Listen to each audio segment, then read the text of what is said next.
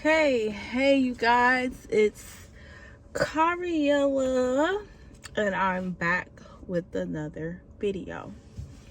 So make sure you like, comment, and subscribe if you like my vibe, you like my energy. I love my shirt. I'm expensive and my energy is expensive and it's giving expensive. And Chosen Ones, I want to say that we have to remember that it's a privilege for people to, it's a privilege for us to fuck with people. And I think that sometimes we confuse that with thinking, y'all know how I be acting when I be just getting online and I ain't do my hair or nothing. I be all like, but we gotta remember, it's a privilege for us to fuck with people, and some people may not resonate with that or may not realize that. And over the weekend, I had an experience where I realized that somebody really didn't value me as a friend or treat me up to my standards. And we have to stay hard on our standards and our boundaries. So this weekend, I was hanging out with the same friend I made that last video about. Well, we wasn't even hanging out. This time it was like they needed a ride or whatever because their car broke down. And I had kind of distanced myself, but we still kind of talking here and there, but it was like I kind of became a little more distant. So he became very disrespectful. He told me he'll put his hands on me and stuff while we were driving because he called me to pick him up. It was 40 minutes away, mind you. I drove all the way there. When we got in the car, he didn't like how I was driving, so he decided I had to make sure I had my hamper, because at the laundromat they'll take your shit. But he decided to get upset and he told me he would beat my ass. So I let him know that he was acting like a bitch. He was acting very much like a wounded feminine energy, and I just checked it. Like I said, at this point, if you're gonna threaten to put your hands on me, you can get out the car and you can walk to Gwinnett. You can walk the whole 5-6 hours it's going to take you to get from Winder to where you live at, because at this point you're disrespecting me for no reason. I did nothing to you. I did nothing to disrespect you. I'm actually doing you a favor, and for you to disrespect me while I'm doing you a favor shows me how little you value me, how little you feel like you have to treat me to a standard, how much you really been wanting to disrespect me, but now you got the energy, the vibration to do so. So I was highly offended. And when I tell y'all, he had started to apologize. He started to say he was sorry. Once again, alcohol was involved on his part, because I was sober as a judge, because I was doing hair, I was door dashing, I was mommying. I'd be having a lot to do throughout the day. So when the disrespect started this time, it was like I wasn't afraid. And I feel like he thrives in women being afraid of his size. You know, he works out a lot, he's muscular, and I guess he thought I would be afraid of that, and that would put the fear in my heart to not stand up for myself. But God, ancestors, the spirits, they was on my side, and they just gave me the courage to speak up for myself. Like, if this person is going to put their hands on you, they already decided they were going to put their hands on you no matter what comes out your mouth at this point.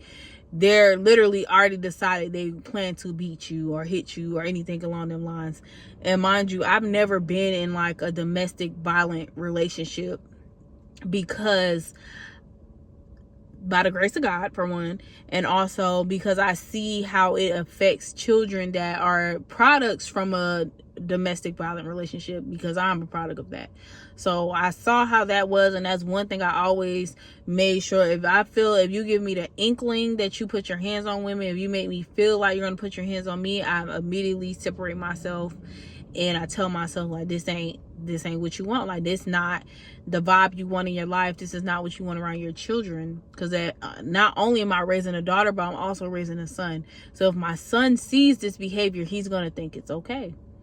even if he see it from me, if he see me disrespecting a man figure in the house and chesting up to him and constantly trying to fight him, he's gonna think it's okay for women to treat him like that. So I was really hurt. He didn't touch me or anything, but I was just hurt by the fact that you disrespecting me like that. And then the thing is, the first time it happened and I kind of told my other friends about it, and they were like, okay, you need to what the hell? But they were like, okay, you need to let it go or whatever. No, they said I need to let the friendship go. And then I was like, oh yeah, but then I kind of let him wheel me back in. But this time it was like, you saying things to me you never told me, you never said to me before. And on top of that, it made me realize that I don't want to fall into the line of enabling toxic men. I don't want to enable abuse. I don't want to look the other way when people abuse their girlfriends or abuse their mothers or abuse their children.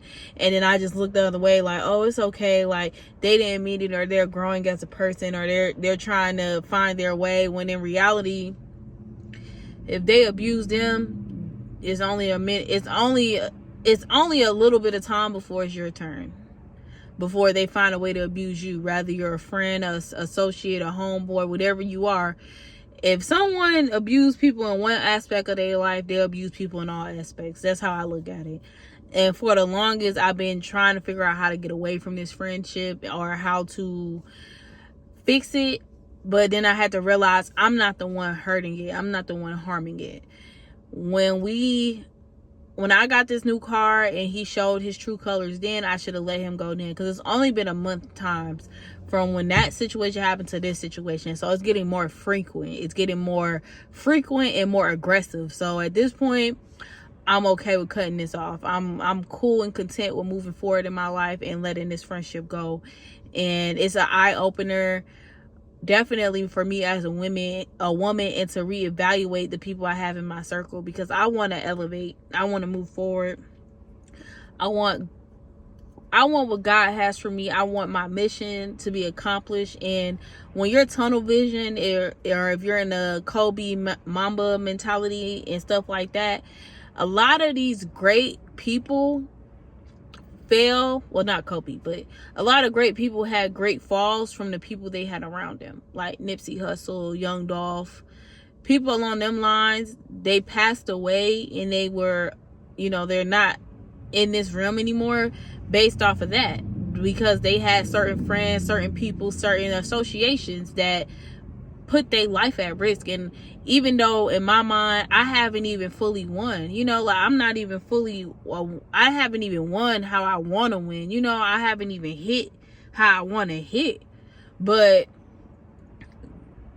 I just started thinking about the Selena situation all over again. Like, literally, when we was in the car, that's the first thing that came to my mind. Like, damn, this person will be willing to risk your life and their life. They're willing to hurt you just so you don't make it. Because look at how it's creating so much envy in them, because you're making it, because you're getting further than what they got. Even though they should be cheering for you, they're not cheering for you. They're not happy for you. They're jealous. And that's a jealous demon. It's not just you, it's your essence. They're not just jealous of the material. They're jealous that you can manifest the life you want, and you're doing it before their eyes. They don't know how to take it. So I just said a mouthful, but it's the truth. Don't be afraid to cut people off this year, because it's the year of the snake, and I'll much rather lose the friendship than keep the friendship and lose my life. Because that's how I felt that night. The same feeling I had the night when I got the car and we had that whole situation is the same feeling I felt last night, 2 nights ago, when when he told me he would beat my ass and we was driving down the street. So I've officially, I wish he didn't really know where I live, because I always feel like when I fall out with people, I wish they wouldn't know where I stay at, because once they know, it's like it makes you more on edge. Like, you don't know how that person truly feels. But I blocked him, I unshared locations, and I'm just moving on my life. I can't keep living, I'm not decreasing myself. I'm not minimizing myself. I'm not shrinking myself to please a man because he's not successful in the ways he want to be. That's just what it is. So I also have to do a reading. So I don't have a whole lot of time to talk right now because I got to fit in the reading for the air signs.